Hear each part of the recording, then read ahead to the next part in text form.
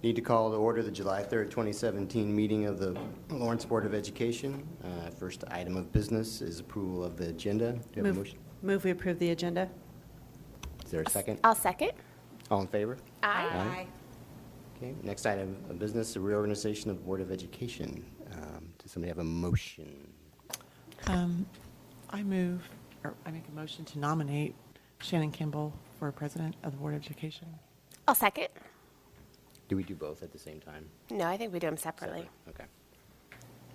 Is this a roll call vote? I assume. Yeah. Beeson? Yes. Fincher? Yes. Harmon? Yes? He's not here yet. Johnson? Yes. Kimball? Yes. Sandra? Yes. Motion passes 6-0. Zero. Since he's not here. All right, great. Okay. Yes. The power gavel. Thank you very much. All right.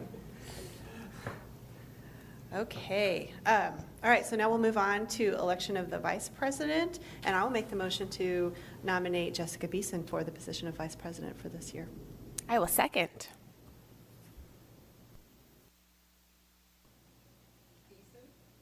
Yes. Fincher? Yes. Harmon? Yes. Johnson? Yes. Kimball? Yes. Sandra? Yes. Motion passes 6-0. Great, thank you. Yay. All right, the next item on our agenda is report of the President of the Board of Education. I don't have anything except to say thank you to my fellow board members for giving me this opportunity to be president this year, and thank you to Marcel for your service as president. It's been a good year. All right, and then we'll move on to the report of the superintendent of schools. Well, I just have a couple of things. First, thank you to the board for allowing me this opportunity this year as we transition. And then also want to introduce Don Downing, who will serve as the board of clerk as we are wrapping up the interviews for that position that Janice left, and we miss Janice. But and also just say Don and I will need a little grace because this is new to both of us. So thank you. The only other thing that I want to say is the district office will be closed tomorrow in observation of July 4th. So I hope everyone enjoys the holiday. Thank you very much. Okay, board commentary. I just want to say, Anna, you look great in this seat, so thanks. Thanks for serving in this role. Great. All right. Well, we will move on to our consent agenda. Consent agenda items are those that are considered routine and are adopted by one motion unless any board member or the superintendent requests that an item be removed. The item or items removed are voted on separately. Do you have any items to remove? Okay. Any motion?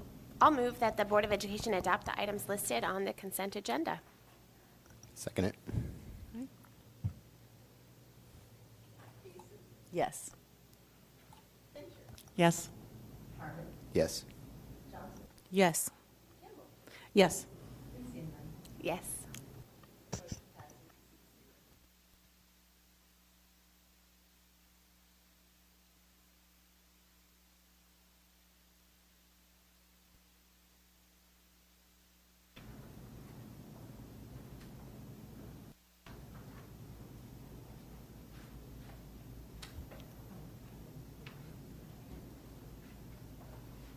Right. Okay. That concludes our initial business. We'll move on to our reports and approvals. Our only item today is recommendation on selection of construction management firms with Kyle Hayden, Chief Operations Officer. Good morning. Morning. So I'm going to keep this short and sweet, okay? No technology even, not even putting it up there. So if you have the board enclosure, you may want to pull it up just so we can make the motion, but I'm kind of going from that. So following the May 2nd approval of the $87 million bond issue, Tony Barron gave a report on May 4th to kind of give you an update on where we were headed, timelines associated with that. The first step, an order of business, was to hire our construction management at-risk firms. And this is a little bit different than what we did in 2013 with that bond issue, in that we hired our architects first, but we really felt like the construction management team was an essential component in driving things forward, and we felt like they could also offer some insight into selection of architects based on their experiences. And so that's, I guess, some lessons learned with that. But in any case, we publicized for an RFQ, a request for qualifications, for these construction management firms back in May. We narrowed the field down, and Marcel and Shannon were included in that process, along with Tony Barron, myself, and then Tricia Brook Front, who's our supervisor for facilities. We narrowed that down to 5 firms, and the 5 firms were McCown Gordon, KBS, Marland, McPherson, and Universal. And then we had specific criteria in which we measured both their proposals and their interviews.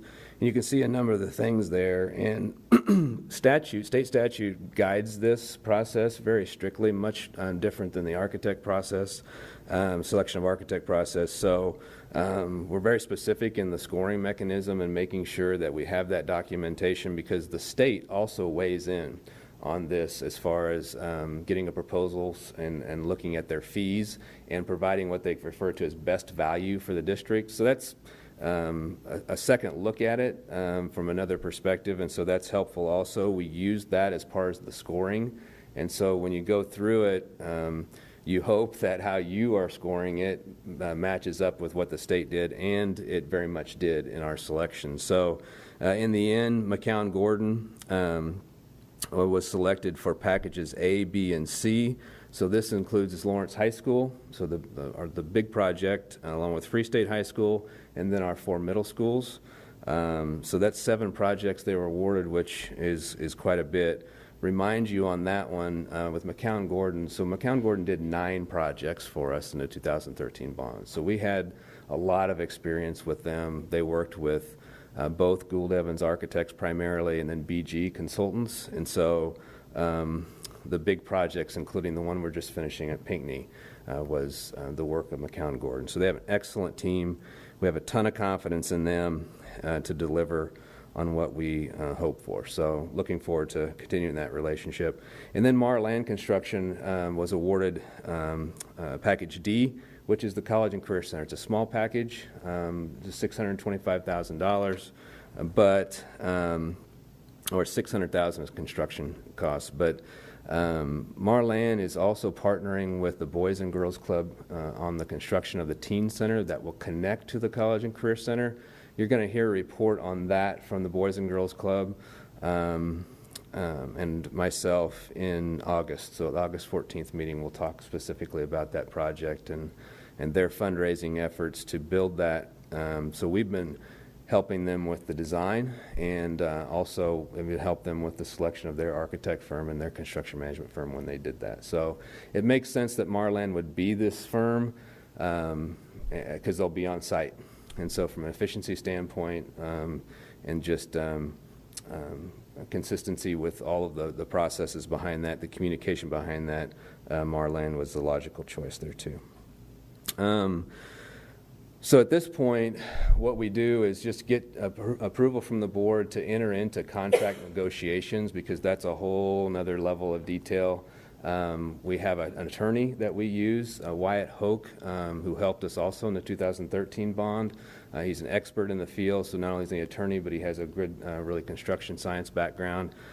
So he's will help me with the contract negotiations as we work with their attorney on their side, or attorneys on their side, to draft those contracts. That usually takes several weeks, so the approval for those contracts probably won't come back until August, or August 14th meeting. Some other things just to kind of update you on. Selection of architect and design teams. So the facility planning committee, once again, Marcel, Shannon, myself, Tony, and Tricia, narrowed the field from 7 firms to 4 firms, and those 4 firms would be we'll receive proposals from them, more formal proposals, more detailed, by July 10th. And then the August 14th meeting, we would bring that to you for approval after we interview them on August 8th. So remains to be seen how many firms we would select. The other piece of information you may be thinking about, wondering about, sale of bonds. So last year we sold, or last time in 2013, we sold the bonds in three different times. Or so we almost broke it into thirds, a little bit more in the first two chunks. But this time we're thinking about selling 50% up front. A little bit different scenario. The last time the work was really spread out over 4 years, we weren't starting a lot of projects for a good year or two in. This time we'll be starting the design process with all of them right away. And you could see quite a bit of construction already happening next summer. To be able to pay bills and do things, we have to have the sale of bonds happening pretty soon. We can get some of upfront work done usually, and that's just kind of some planning work. Last time we had approval for about $50,000 that we started with. That came to the board to get going, but we didn't have the sale of bonds done. So we're hoping to start that process. It's a whole, several weeks, 6 weeks actually. Resolution for the sale of the bonds coming September to you, with the actual sale hopefully by the second meeting in October. That would get us money in the bank, by November, and we'd be able to start paying for bills that are coming in for design fees and things like that. So this meeting, all I'm asking for is approval to enter into contract negotiations with the two construction management firms, McCown Gordon and Marland. Okay. Jessica? So I see here that one of the criteria that you looked at was local business utilization. Can you talk a little bit more about how you're going to ensure that local businesses are used as much as possible? So this is one of the strengths of McCown Gordon is they have data that showed how much they used them last time. And so about 70% were what we considered local, so within 30 miles of us. We'd have the same focus. So when we enter into conversations with both our architects and our construction management teams early in the process, we'll talk to them about our expectations around that. Once again, good thing we have this relationship with them already because they've had also relationships with the subcontractors. And so one of the advantages of the construction managed at risk process is the contractor, construction company, and ourselves get to control who bids go to. So even though they bid the projects out, there may be a short list of preferred bidders. And although we will look for the best value includes a lot of other factors, including the quality of the company, prior experience that we may have, and then also the local consideration. So we did that a lot last time, especially becomes difficult sometimes with some bids that are, way high in comparison to somebody who, we had roofing bids was one in particular this last time, and we used a company out of Minnesota and North Carolina a couple different times, and they did a good job. But typically we try to stay local when we have a very competitive bid and it's not going to cost us too much money. So a lot of it's upfront communication and then managing the bid process. So. Other questions or comments? I just wanted to say thank you to all the firms that we interviewed. We had great interviews. We spent a whole day, a week ago on Tuesday, interviewing the 5 firms, and it was really great to have such a strong pool of companies to choose from, and look forward to equally successful set of architect interviews coming up. We've had good experience with the teams we've worked with, and it'll be good to go through that process and get everybody on board. Marcel, do you have anything you want to add about the process, or? I'll add a little bit to Jessica's question. And part of the benefit of having McCown Gordon, having already worked in this process through the 2013, is they've established a lot of relationships with local subs, and so they've already got that pool to start with, which will help even further enable us to pull in local people. And that is one of the criteria we actually established when we were interviewing construction manager firms for the 2013 bond. I was really impressed with the numbers that they shared with us at the interview, how much they were able to achieve that, really. It was good to see that was really followed through on, and we did keep a lot of that money in our local economy. So I guess I would just ask that as we go through the process, can we have kind of regular updates about the local companies we're using? Just because I think that this is an issue the community is particularly interested in hearing more about. So when if that's I- something that we can just share more frequently, I think that'd be great. Yeah, so when we bid the projects, we can share the information as far as who received bids and who did not. We typically keep the numbers confidential, and actually the contracts are held, construction management risk process, the contracts are not held by us, they're held by the firm. And so, but we can certainly provide the list of the successful bidders and with all the different projects, so. Okay, great. All right, we need a motion? I'll make the motion. I move the Board of Education grant approval to proceed with contract negotiations for construction manager at risk with McCown Gordon Construction and Marlin Construction. I'll second. Yes. Yes. Yes. Yes. Yes. Yes. Thank you. All right, that concludes our business for this morning. I have a motion to adjourn. So moved. Second? All in favor? Aye. Thank you.